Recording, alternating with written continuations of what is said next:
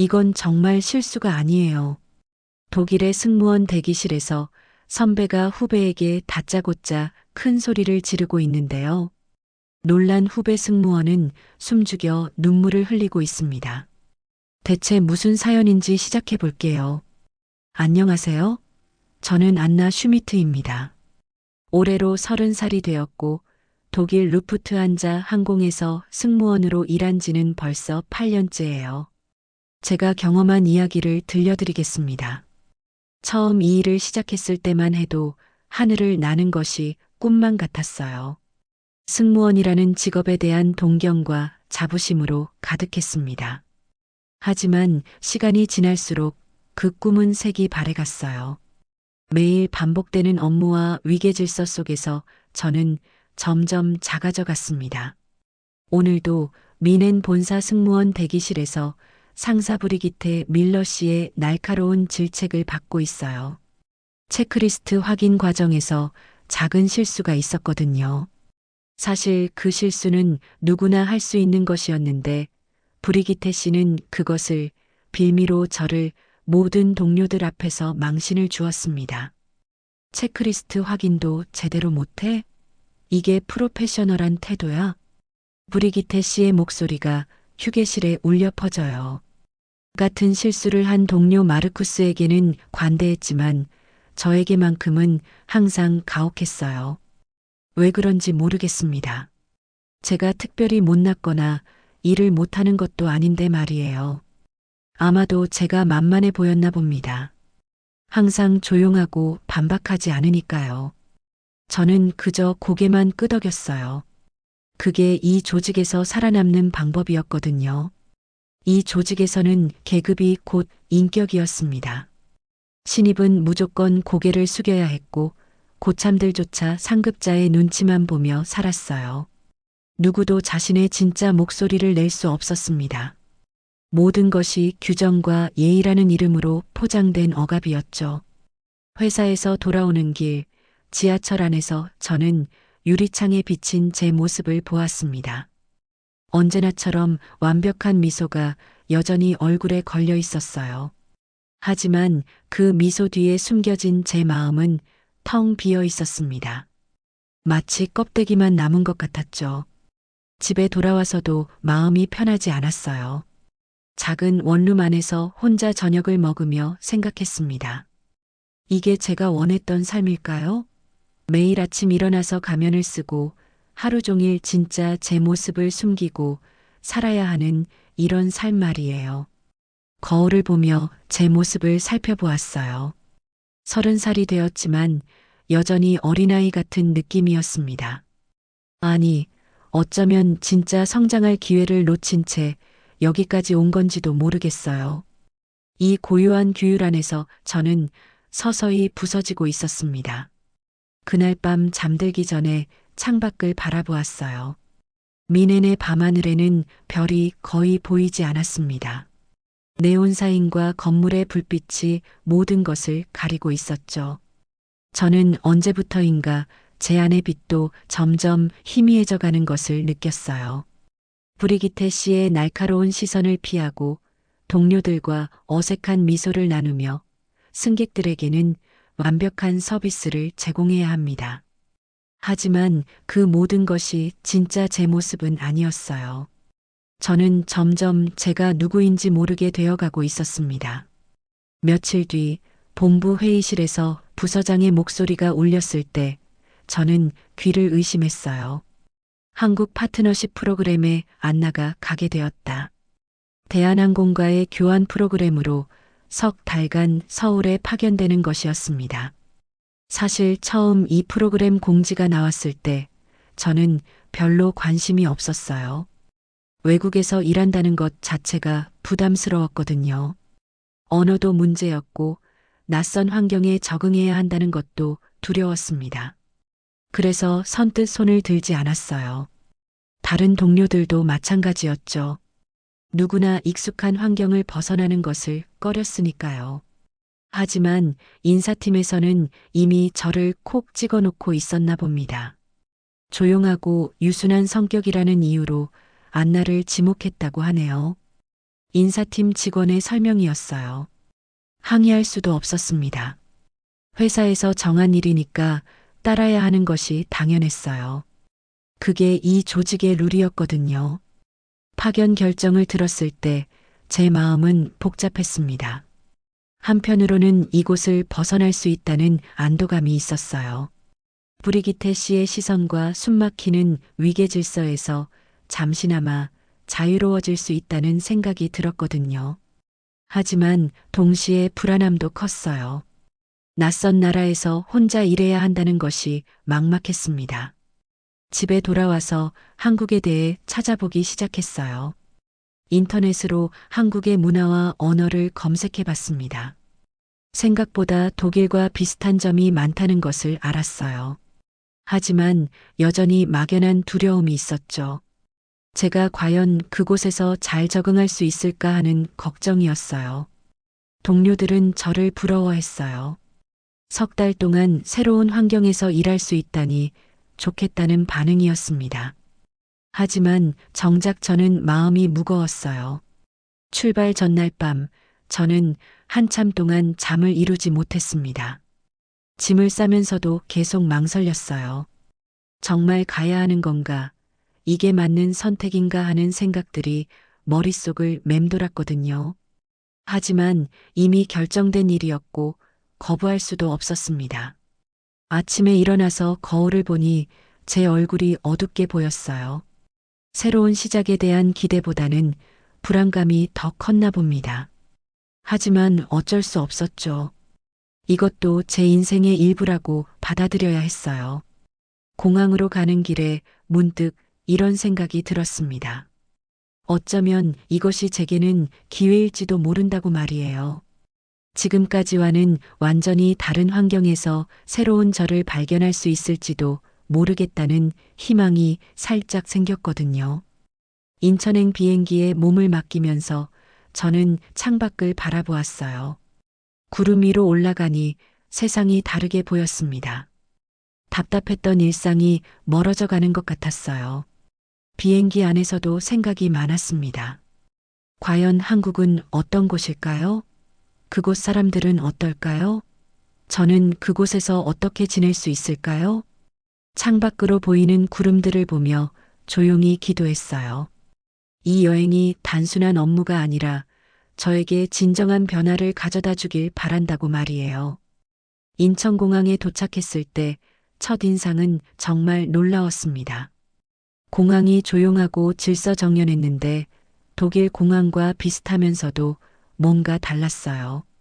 무엇보다 모든 사람들이 긴장하지 않고 자연스럽게 움직이고 있다는 느낌을 받았습니다. 입국 심사대에서 줄을 서 있을 때였어요. 앞에 있던 외국인 관광객이 서류를 떨어뜨렸는데 심사관이 미소를 지으며 도와주는 모습을 보았습니다. 독일에서라면 상상하기 어려운 장면이었어요. 공무원이 그렇게 친근하게 대하는 건 거의 본 적이 없었거든요. 제 차례가 되어 여권을 건넸을 때 심사관이 저를 보며 환하게 웃었어요. 영어로 체류 목적을 묻더군요. 업무상 파견이라고 답하니 한국어 공부도 하고 가라며 농담을 건넸습니다. 그 미소에는 감시나 경계심이 전혀 없었어요. 진짜 환영한다는 느낌이었습니다. 저는 속으로 중얼거렸어요. 미소에 감시가 없다니 이게 가능한 일인가 하고 말이에요. 공항 안을 걸어다니면서도 계속 이상한 기분이 들었습니다. 직원들끼리 대화하는 모습을 보니 독일과는 확연히 달랐어요.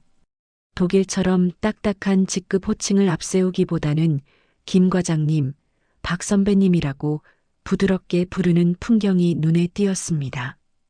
그 모습이 이상하게 따뜻하게 느껴졌어요.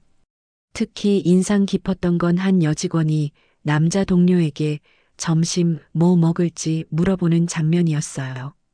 독일에서라면 후배가 선배에게 그렇게 자연스럽게 말을 건네는 일은 거의 없어요.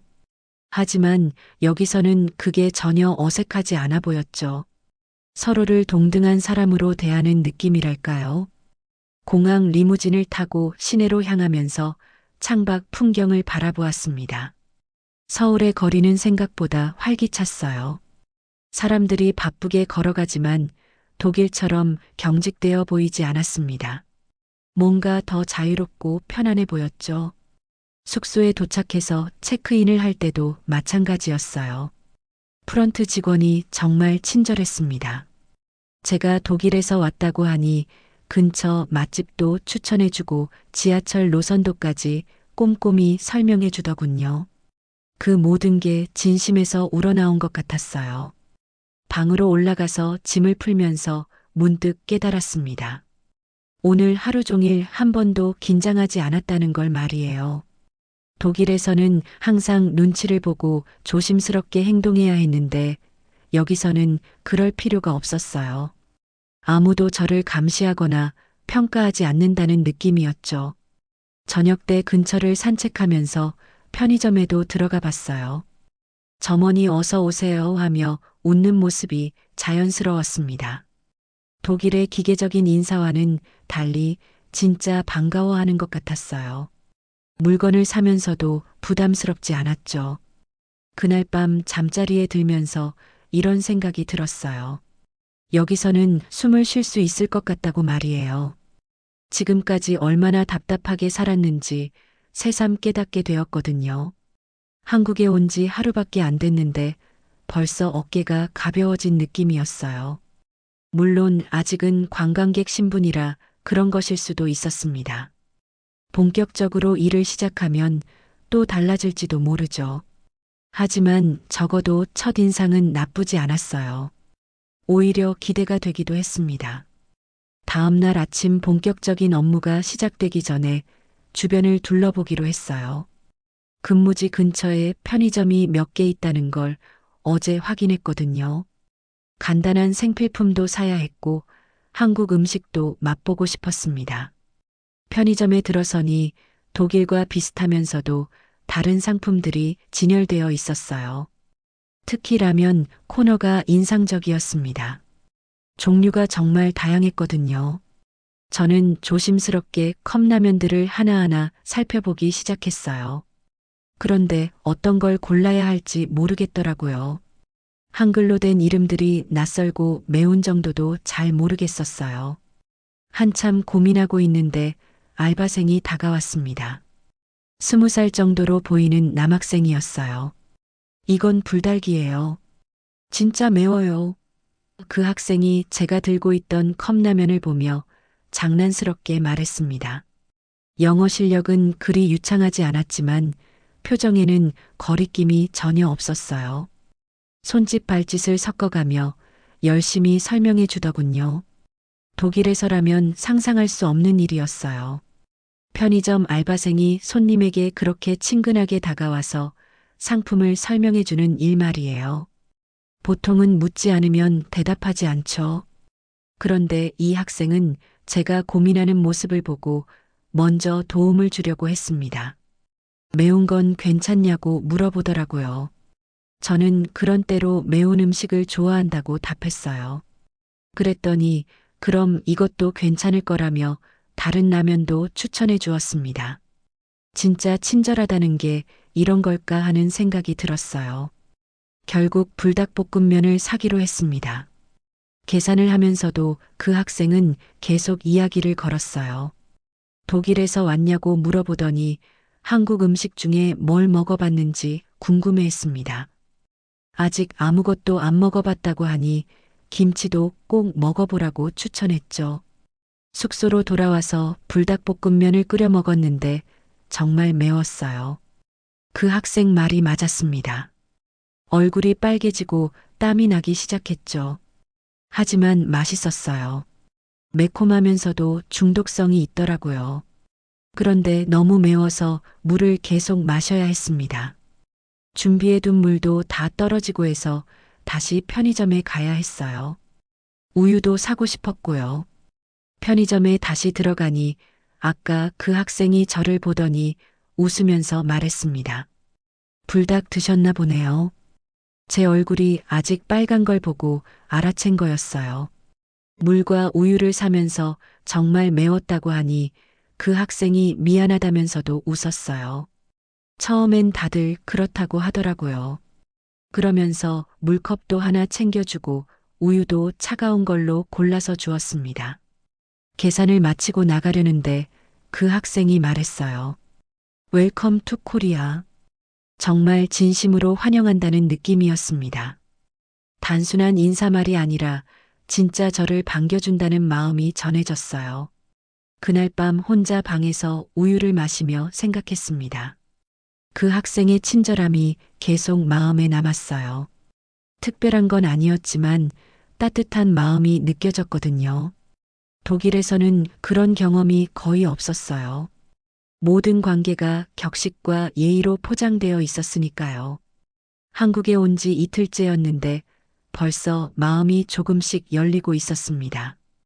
혼자였던 마음이 처음으로 조금 녹는 것 같았어요. 아주 작은 친절이었지만 저에게는 큰 의미였어요. 그 학생을 다시 볼 일이 있을지 모르겠지만 그 순간의 따뜻함은 오래 기억에 남을 것 같았습니다. 그 다음날 아침 일어나 보니 속이 좀 이상했습니다. 어제 불닭볶음면 때문인지 위장이 뒤틀리는 느낌이었어요. 처음 먹는 음식이라 그런가 싶기도 했지만 업무에 지장이 있을까봐 걱정됐어요. 숙소 근처에 약국이 있다는 걸 어제 확인했었습니다. 간단한 소화제라도 사 먹으면 나아질 거라 생각하고 약국을 찾아갔어요. 독일과 비슷한 모습의 약국이었지만 분위기는 좀 더 밝고 개방적이었습니다. 약국에 들어서니 젊고 차분한 인상의 남자 약사가 있었어요. 30대 중반 정도로 보였는데 인상이 참 온화했습니다. 제가 들어가자 미소를 지으며 인사했어요. 어디가 불편하세요? 그 약사가 천천히 정확한 영어로 물어봤습니다. 저는 위가 좀 아프다고 설명했어요. 어제 매운 음식을 처음 먹어서 그런 것 같다고도 덧붙였죠. 그 약사는 제 말을 끝까지 들어주더라고요.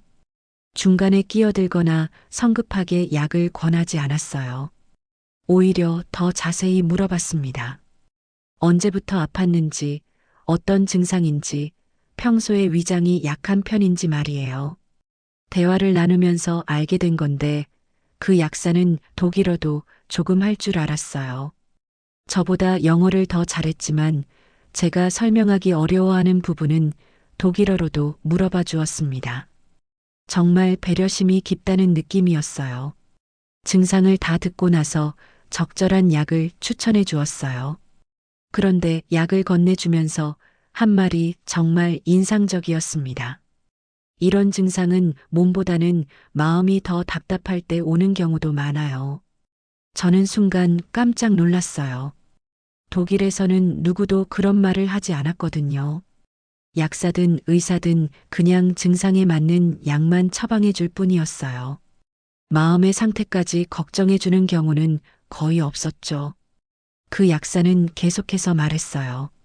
건강은 정서에서 시작된다고 했습니다. 스트레스나 환경 변화가 몸에 미치는 영향이 생각보다 크다면서요. 새로운 곳에 적응하느라 힘드실 텐데 무리하지 마시라고 조언해 주었습니다. 약값을 지불하면서도 그 약사는 친절했어요. 약 먹는 방법을 꼼꼼히 설명해 주고 만약 낫지 않으면 언제든 다시 오라고 했습니다. 그리고 한국 생활에 대해서도 몇 가지 조언을 해 주었어요. 특히 기억에 남는 건 이런 말이었어요. 한국 사람들은 정이 많으니까 너무 경계하지 말고 마음을 열어보세요. 처음엔 낯설 수 있지만 금방 적응할 거예요. 그러면서 격려해 주었습니다.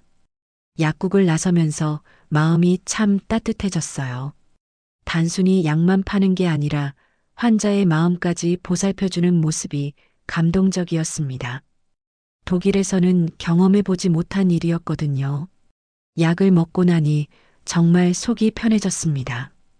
약 효과도 있었겠지만 그 약사의 따뜻한 말 때문이기도 했던 것 같아요. 누군가 제 마음을 이해해 준다는 느낌이 들었거든요. 그날 오후 본격적인 업무 오리엔테이션이 있었는데 마음이 한결 가벼웠어요.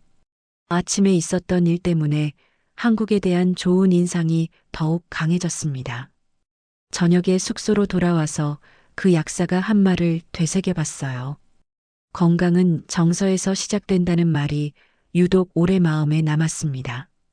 독일에서 느꼈던 스트레스와 답답함이 얼마나 제 몸에 영향을 줬는지 새삼 깨달았어요. 정이라는 단어가 계속 궁금해서 검색해 봤습니다. 단순히 감정이나 애정을 뜻하는 게 아니었어요. 사람과 사람 사이의 따뜻한 마음, 끈끈한 유대감, 서로에 대한 배려와 관심을 포괄하는 개념이었습니다. 한국 사람들이 자주 쓰는 말이라고 나와 있었어요. 그제야 이해했습니다.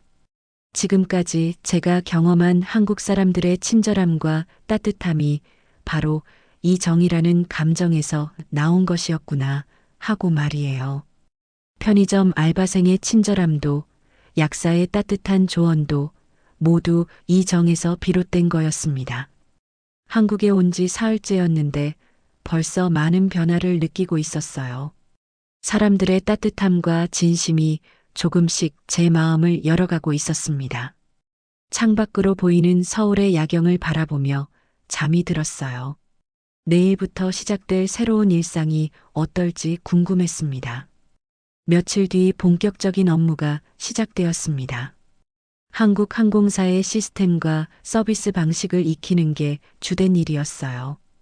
독일과 비슷한 부분도 많았지만 확실히 다른 점들이 눈에 띄었습니다.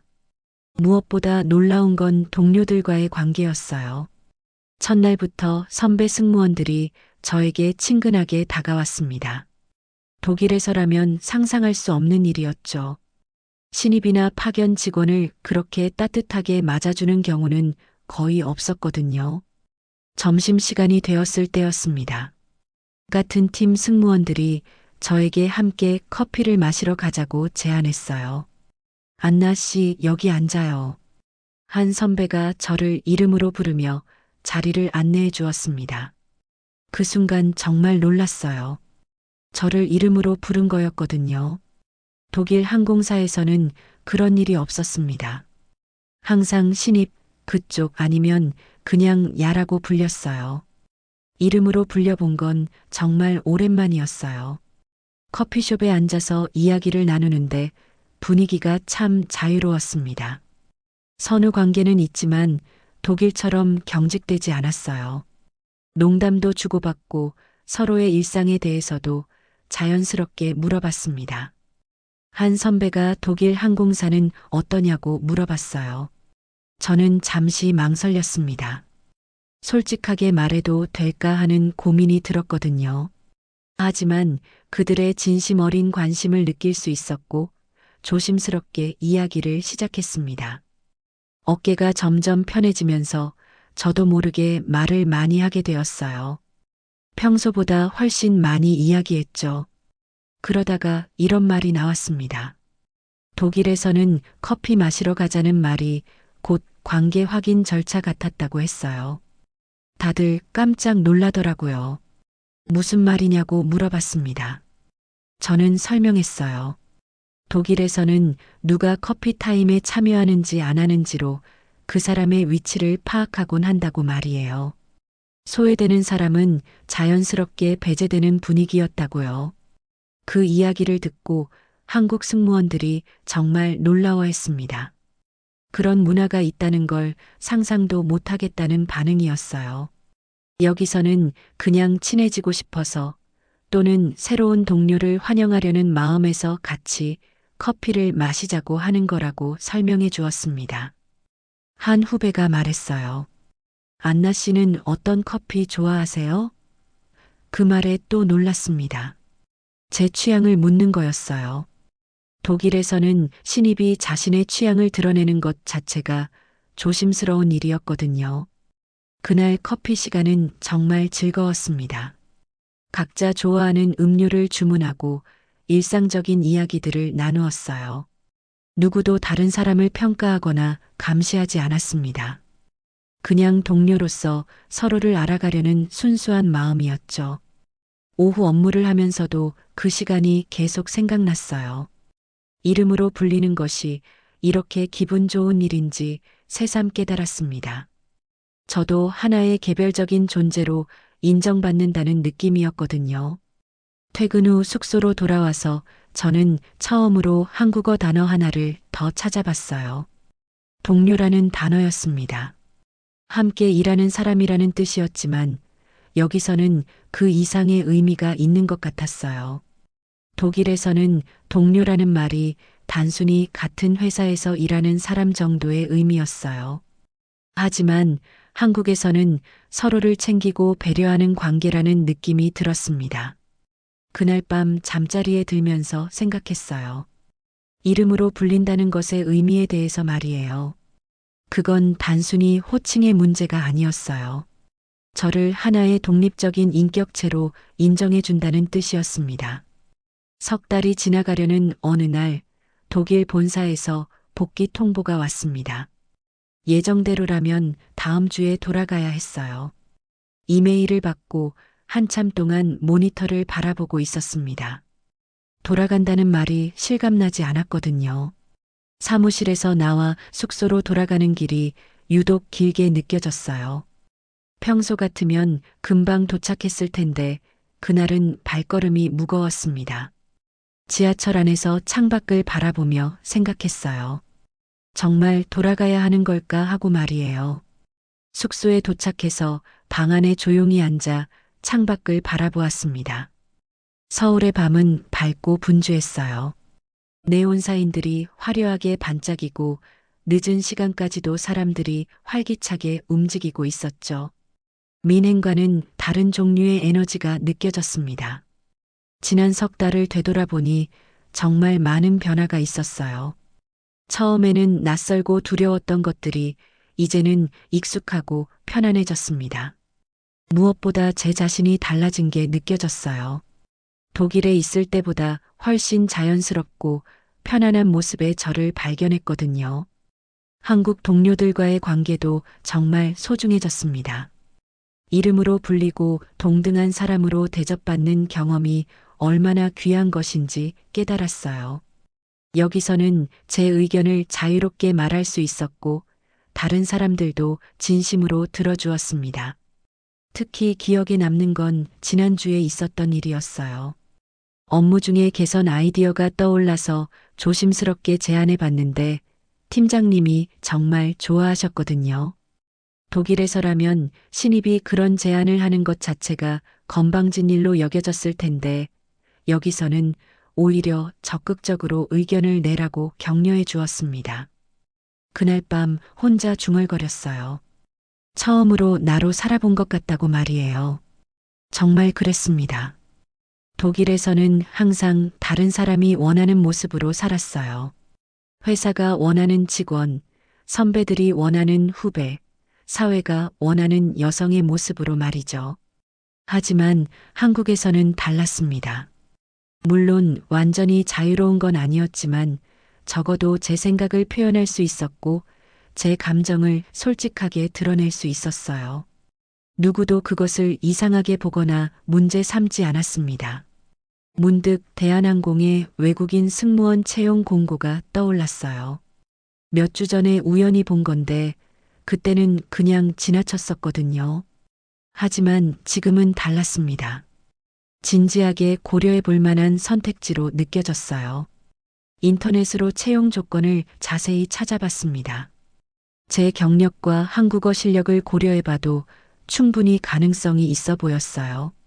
물론 한국어는 아직 부족했지만 지난 석 달 동안 많이 늘었고 계속 공부하면 될 일이었습니다. 가장 큰 고민은 독일을 완전히 떠나야 한다는 것이었어요. 가족도 있고 친구들도 있었거든요. 하지만 정작 돌아가서 만날 사람들을 생각해 보니 그리 많지 않았습니다.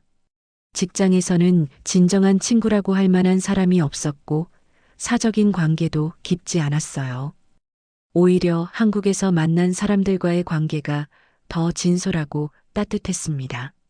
비록 짧은 시간이었지만 진심으로 소통할 수 있었어요.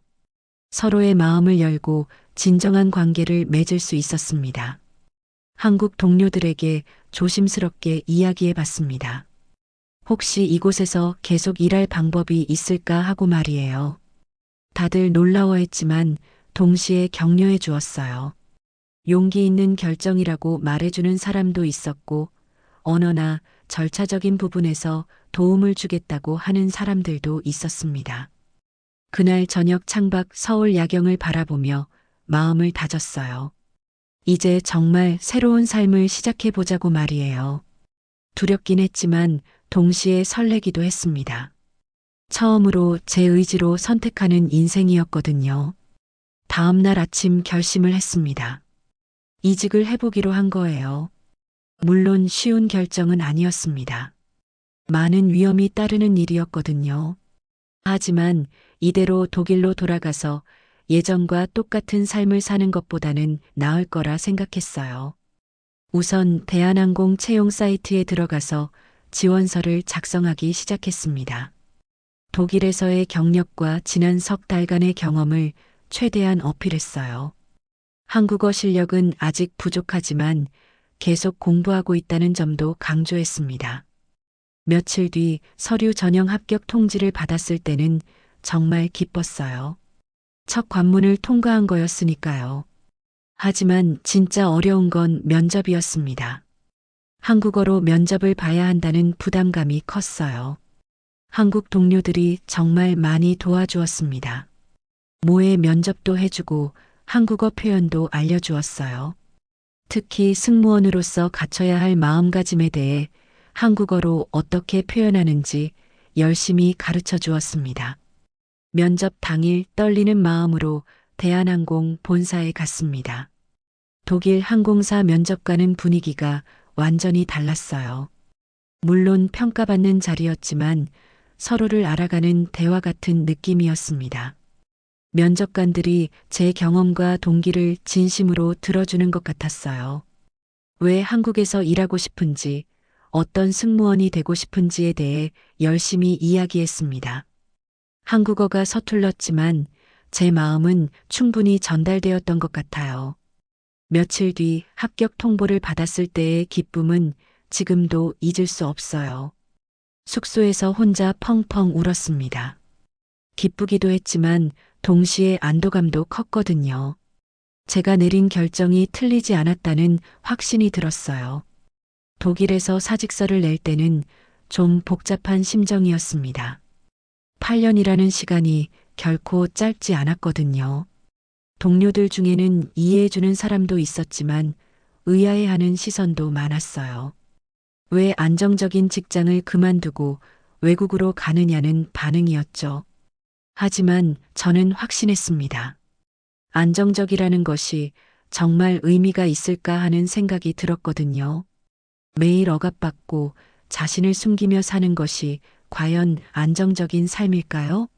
저에게는 그런 삶이 오히려 불안하고 위험해 보였어요. 한국으로 완전히 이주한 뒤의 삶은 정말 달랐습니다. 물론 모든 게 완벽하지는 않았어요.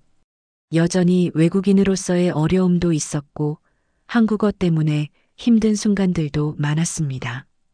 하지만 그런 어려움들조차 성장의 기회로 느껴졌어요. 무엇보다 일하는 방식이 완전히 바뀌었어요. 이제는 한국어로 승객들과 소통합니다. 안녕하세요. 무엇을 도와드릴까요? 승객의 눈을 마주보고 진심으로 묻습니다. 처음에는 어색했지만 점점 자연스러워졌어요. 독일에서는 항상 완벽한 미소를 지어야 했는데 여기서는 조금 다릅니다. 물론 친절해야 하지만 더 인간적이에요. 어색하지만 정직한 미소를 지을 수 있게 되었습니다. 한국에서는 눈을 마주쳐도 잘못이 아니라는 걸 배웠거든요. 동료들과의 관계도 훨씬 편해졌어요. 이제는 제가 후배들을 챙기는 입장이 되기도 했습니다. 새로 들어온 외국인 승무원들을 보면 예전 제 모습이 떠올라요. 그럴 때마다 따뜻하게 도와주려고 노력합니다. 제가 받았던 그 따뜻함을 다른 사람에게도 전해주고 싶거든요. 한국어 실력도 많이 늘었어요. 처음에는 단어 하나하나 찾아가며 대화했는데 이제는 농담도 주고받을 수 있게 되었습니다. 특히 정이라는 감정을 이해하게 되면서 한국 사람들과 더 깊이 소통할 수 있게 되었어요. 오늘도 하늘을 납니다. 여전히 승무원이라는 직업을 갖고 있지만 제가 서 있는 자리는 완전히 달라졌어요. 이제는 어디서든 자신답게 설 수 있게 되었습니다. 더 이상 가면을 쓰고 살지 않아도 되거든요. 어제 비행 중에 한 승객이 제게 말했어요. 승무원님 미소가 정말 자연스럽다고 하더라고요. 그 말을 듣는 순간 가슴이 뭉클했습니다. 예전에는 억지로 지었던 미소였는데 이제는 진심에서 우러나오는 미소가 되었나 봅니다.